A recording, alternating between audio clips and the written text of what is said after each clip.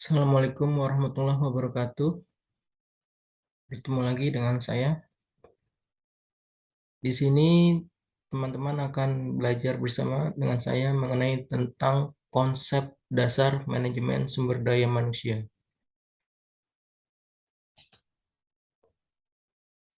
Oke, seperti kita pahami sebelumnya bahwa manajemen merupakan ilmu dan seni yang mengatur proses pemanfaatan sumber daya manusia dan sumber-sumber daya lainnya secara efektif dan efisien guna mencapai suatu tujuan tertentu. Ya, jadi bahwa manajemen merupakan ilmu ya dan seni untuk mengatur ya. Jadi pemanfaatan sumber daya manusia konteksnya. Namanya sumber daya berarti kan di situ ada kata sumber dan daya. Jadi sumber berarti pusat atau eh, dari yang bisa kita manfaatkan dan daya yang bisa kita berdayakan. Konteksnya berarti di sini sumber daya manusia dan sumber-sumber daya lainnya. Sumber daya lainnya itu apa sih?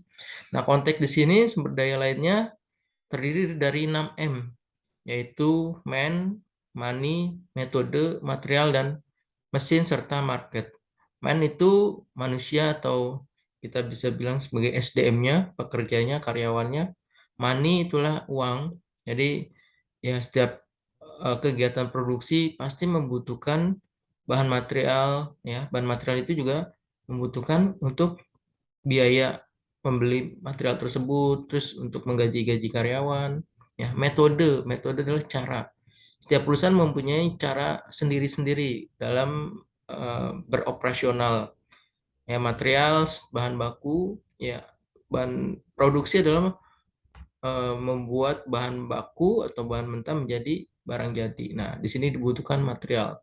Nah, mesin itu dibutuhkan oleh industri untuk pembuatan atau dalam operasional produksinya dan market pasar ya. Ya, setiap perusahaan apabila banyak membuat produksi tetapi tidak ada marketnya, tidak ada pasarnya, pasti akan sia-sia.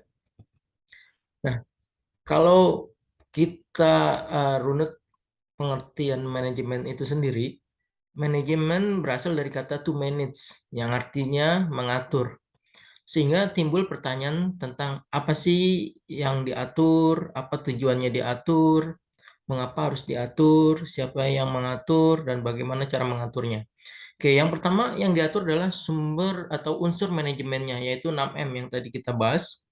Tujuannya diatur adalah agar 6M tadi itu lebih berdaya guna, jadi lebih bisa dioptimalkan berdaya gunanya dan berhasil untuk mewujudkan tujuan. Ya, setiap organisasi konteksnya di sini perusahaan semua memiliki tujuan. Ya, tujuan perusahaan pada intinya adalah untuk mendapatkan keuntungan. Ya, dengan keuntungan perusahaan dapat membayar gaji-gaji karyawan. Ya, dapat melakukan riset and development, bayar pajak, dan lainnya.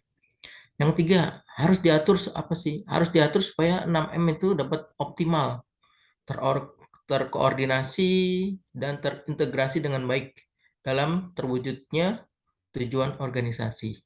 Nah, yang mengatur itu siapa? Yang mengatur itu pimpinan, ya. Dengan kepemimpinannya, yaitu pimpinan puncak, manajer, dan supervisi. Nah, mengaturnya adalah dengan melakukan kegiatan urutan-urutan dengan fungsi manajer tersebut. Jadi ada secara sistematisnya, step by step.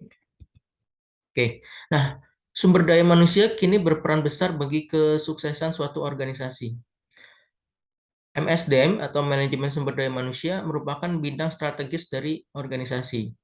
Era globalisasi telah bergulir dengan didominasi teknologi informasi sebagai infrastruktur menjadi sahabat para pelaku bisnis.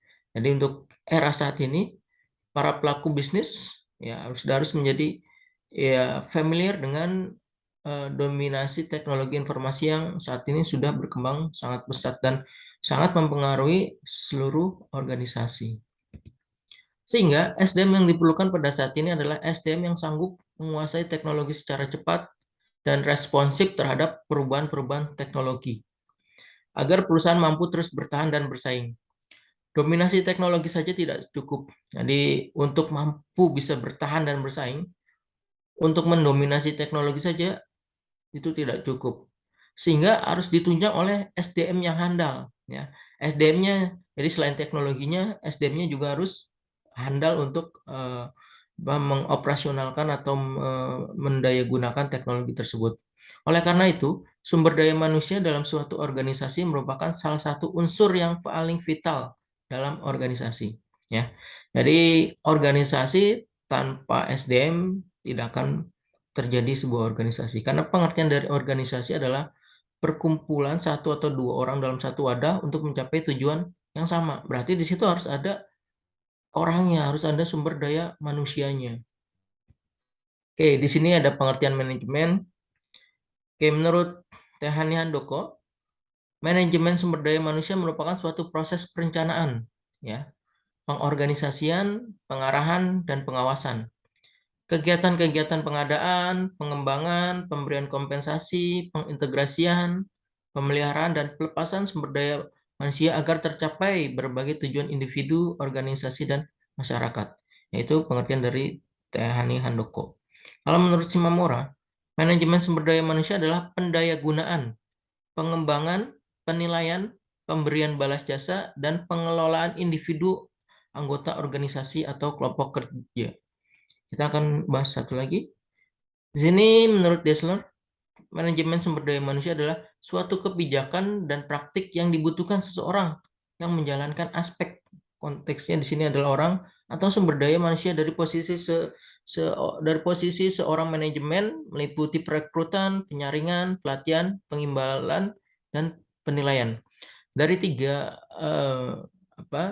pengertian tadi bahwa konteksnya di sini kita bahas bahwa pertama di situ ada perencanaan, ya.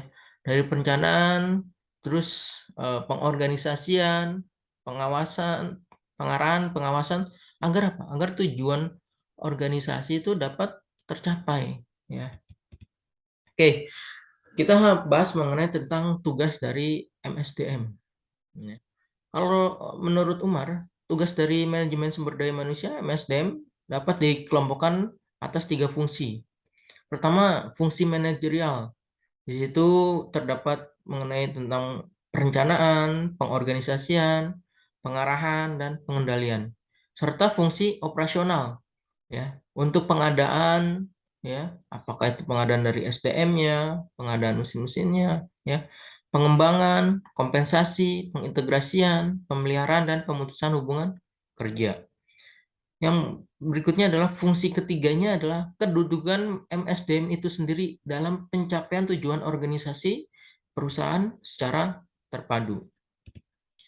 Dari penjelasan di atas dapat disimpulkan bahwa MSDM mempunyai definisi sebagai suatu perencanaan, pengorganisasian, pengarahan, dan pengawasan atas pengadaan, pengembangan, kompensasi, pengintegrasian, pemeliharaan, dan pemutusan hubungan kerja dengan maksud untuk mencapai tujuan organisasi perusahaan secara terpadu. Nah, di sini kita akan bahas mengenai tentang tiga tujuan utama dari MSDM. Menurut Schuller, itu setidaknya ada tiga. Pertama, memperbaiki tingkat produktivitas, ya. Dengan adanya pengembangan pelatihan kepada karyawan, diharapkan karyawan tersebut skillnya bertambah, sehingga dengan skill bertambah, tingkat produktivitas perusahaan juga akan meningkat. Nah, yang berikutnya adalah memperbaiki kualitas kehidupan kerja, ya. Dengan dijadikan SDM saat ini merupakan sebuah aset, jadi perusahaan tidak bisa berkembang tanpa SDM yang mumpuni. Sehingga diharapkan ada win-win solution sehingga kualitas kehidupan kerja itu akan semakin membaik. Nah, yang ketiga adalah agar organisasi telah memenuhi aspek-aspek legal. Ya, teman-teman bisa bayangkan jika teman-teman bekerja dalam perusahaan yang tidak mempunyai payung hukumnya. Pasti teman-teman tidak atau tidak akan mau bekerja dalam perusahaan yang tidak ada aspek legal hukumnya seperti itu. Nah, setiap organisasi atau perusahaan tentunya menginginkan mempunyai sumber daya manusia yang berkualitas. Ya, setiap perusahaan pasti, ya. Dalam arti memenuhi persyaratan kompetensi untuk didayagunakan dalam usaha merealisasikan visi misi dan perusahaan. Ciri-ciri atau karakteristik SDM yang mempunyai kompetensi sebagai berikut. Pertama, memiliki pengetahuan penuh tentang tugas, tanggung jawab, dan wewenangnya. Yang kedua, memiliki knowledge, pengetahuan yang diperlukan. Ya, kalau memang di situ divisi finance, berarti SDM tersebut harus mengerti mengenai tentang apa itu keuangan, cara membuat laporan keuangan, ya, terkait dengan pelaksanaan tugasnya secara penuh. Berikutnya adalah mampu melaksanakan tugas-tugas yang harus dilakukannya karena mempunyai keahlian dan keterampilan atau skill yang diperlukan, ya. Dengan mempunyai skill yang diperlukan, maka diharapkan tugas-tugas yang diberikan itu dilaksanakan dengan baik. Bersikap produktif, inovatif, kreatif, mau bekerja sama dengan orang lain dapat dipercaya. Ya harus produktif dan inovatif. Nah, konteksnya juga harus mau bekerja sama dengan orang lain, kerja tim, ya. Karena di perusahaan, di organisasi konteksnya itu bekerja secara bersama-sama, sehingga dibutuhkan koordinasi dan kerjasama yang sangat baik. Oke, dalam melakukan hal manajemen, SDM melaksanakan 3 fungsi yang berbeda-beda, namun dalam satu kesatuan, yaitu pertama adalah fungsi lini. Manajer SDM menjalankan fungsi lini dengan mengarahkan kegiatan orang-orang di dalam departemennya sendiri dan dalam bidang-bidang jasa. Ya, jadi dengan kata lain menggunakan wewenang yang dinyatakan secara tidak langsung, ya seperti itu ya. Nah, berikutnya adalah fungsi koordinatif. Para manajer SDM juga berfungsi sebagai koordinator kegiatan personil, sebuah tugas yang sering disebut sebagai kendali fungsional. Yang berikutnya adalah fungsi jasa atau fungsi staff yang melayani dan membantu manajer lini dari jabatan manajer SDM. Oke, tujuan MSDM adalah apa? Yaitu untuk meningkatkan dukungan sumber daya manusia guna meningkatkan efektivitas organisasi dalam rangka mencapai tujuan. Jadi dengan adanya MSDM itu bertujuan agar meningkatkan hubungan atau meningkatkan dukungan SDM agar efektivitas organisasi itu dapat tercapai. Gitu. Dalam upaya mencapai tujuan sebuah organisasi dan mengapa organisasi harus melakukannya, berkaitan dengan kegiatan atau aktivitas manajemen sumber daya manusia. Kegiatan SDM secara umum adalah tindakan-tindakan yang diambil untuk membentuk satuan kerja yang efektif dalam suatu organisasi. Di antaranya adalah, pertama, persiapan dan penarikan menyangkut beberapa hal. Di antaranya analisis pekerjaan dan jabatan. Ya, untuk konteks pertama adalah manajer SDM itu harus bisa membuat analisis pekerjaan dan jabatan. Misal, yang dibutuhkan itu di posisi apa, ya, dan jabatannya itu apa yang mau direkrut atau mau dibuat gitu ya. Nah, analisis pekerjaan dan jabatan berfungsi untuk mengetahui tugas pekerjaan dan jabatan yang ada dalam organisasi serta persyaratan yang harus dimiliki oleh pegawai ya. Di sini jelas ya, analisis pekerjaan dan jabatan untuk mengetahui tugas pekerjaan dan jabatan yang ada dalam organisasi ya yang harus dimiliki oleh setiap pegawai. Yang berikutnya adalah seleksi. Setelah manajer SDM membuat analisis pekerjaan dan jabatan dan sudah ditentukan berapa divisi yang dibutuhkan, maka adalah proses berikutnya seleksi untuk memenuhi pos-pos yang sudah dibuat tadi.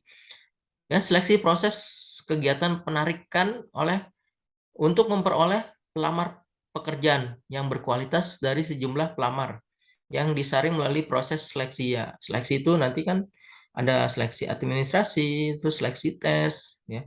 Nah, setelah karyawan terekrut, maka yang berikutnya adalah pengembangan, yaitu mengajarkan berbagai keterampilan baru kepada pegawai agar mereka dapat memenuhi kualitas dari pekerjaannya ya. Setiap perusahaan mempunyai ciri khas atau operasionalnya beda-beda atau mempunyai karakteristik operasional atau budaya organisasi yang berbeda-beda. Nah, setiap dari situ juga dibutuhkan keterampilan yang juga berbeda-beda sesuai dengan kegiatan produksi perusahaannya. Nah, dibutuhkanlah pengembangan skill, keterampilan. Oke, fokus utama MSDM atau fokus utama manajemen sumber daya manusia adalah memberikan kontribusi pada suksesnya organisasi. Kunci untuk meningkatkan kinerja organisasi adalah dengan memastikan aktivitas SDM mendukung usaha organisasi yang terfokus pada produktivitas, pelayanan, dan kualitas. Produktivitas. Produktivitas dapat diukur dari jumlah output per tenaga kerja. Peningkatan tanpa henti pada produktivitas telah menjadi kompetisi global. Produktivitas tenaga kerja di sebuah organisasi sangat dipengaruhi oleh usaha, program, dan sistem manajemen. Berarti produktivitas ini dapat diukur ya, yaitu dari jumlah output yang dihasilkan per tenaga kerja. Kualitas dari suatu barang atau jasa sangat mempengaruhi kesuksesan jangka panjang suatu organisasi. Bila suatu organisasi memiliki reputasi sebagai penyedia barang atau jasa yang kualitasnya buruk, perkembangan dan kinerja organisasi tersebut akan berkurang.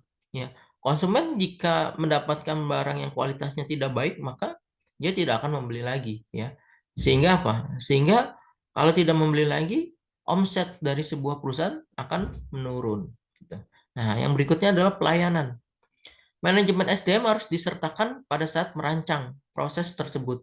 Ya, pemecahan masalah harus melibatkan semua karyawan, jadi tidak hanya manajer, karena seringkali membutuhkan perubahan pada budaya perusahaan, gaya kepemimpinan, dan kebijakan SDM. Oke, untuk mencapai sasaran tersebut, manajemen SDM haruslah terdiri dari aktivitas-aktivitas yang saling berkaitan. Oke ya, aktivitas SDM adalah sebagai berikut. Yang pertama adalah perencanaan dan analisis SDM. Aktivitas perencanaan guna mengantisipasi kekuatan yang akan mempengaruhi pasokan dan permintaan akan SDM. Sedangkan aktivitas analis dan penilaian selektivitas SDM juga penting dilakukan sebagai bagian dari menjaga daya saing organisasi. Dukungan informasi akurat dan tepat waktu yang didapatkan dari sistem informasi sumber daya manusia sangat dibutuhkan untuk menunjang aktivitas ini. Ya, yang pertama adalah untuk merencanakan dan menganalisis SDM. Yang berikutnya adalah kesetaraan kesempatan bekerja.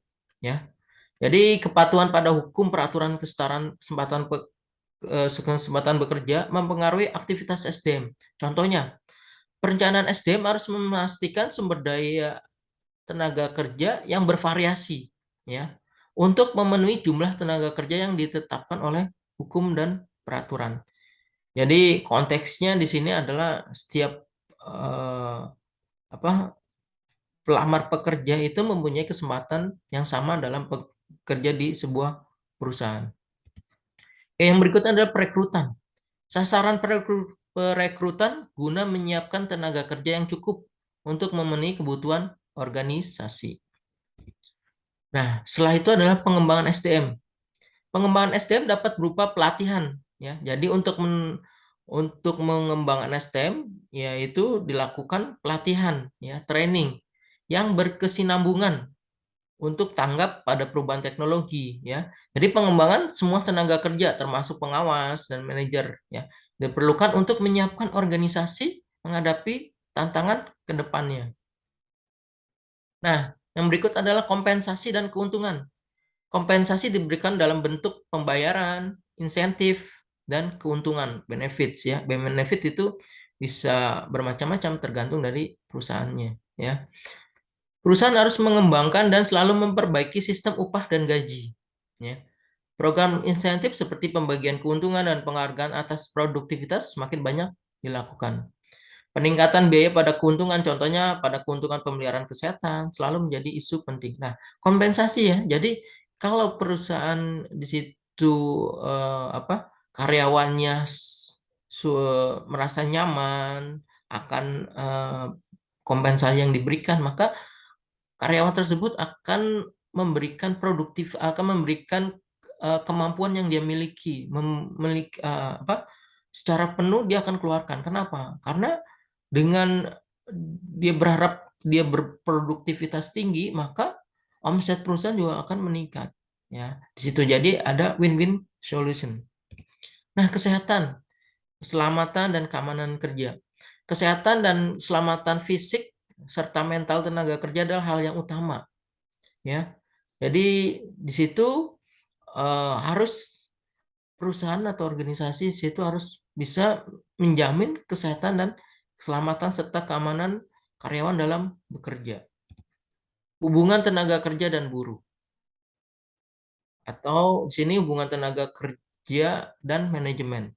Hak-hak tenaga kerja harus diperhatikan, tidak peduli apakah ada atau tidak ada serikat tenaga kerja. Jadi setiap perusahaan yang walaupun di situ tidak ada serikat pekerja ataupun ada, maka hak-hak tenaga kerja harus diperhatikan karena kewajiban mereka dalam bekerja sudah ditunaikan. Maka hak-hak tenaga kerja juga harus diperhatikan. Jadi harus seimbang antara kewajiban dan hak.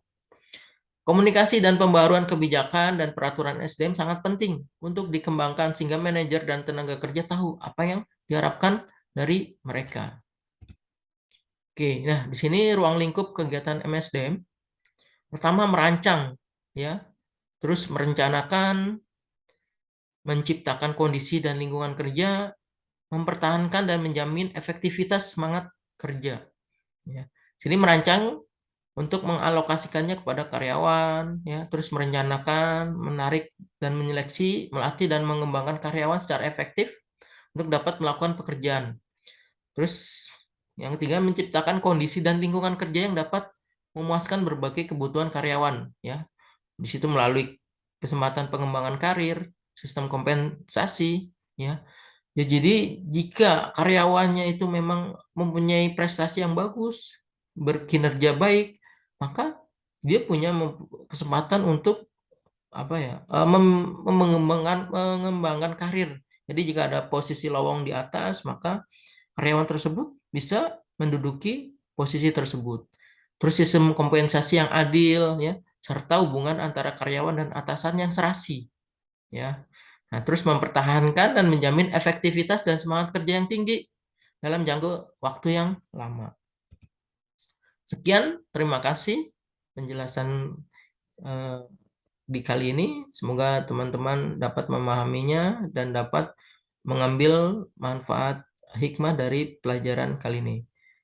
Sekian, terima kasih. Wabillahi taufiq walhidayah. Assalamualaikum warahmatullahi wabarakatuh.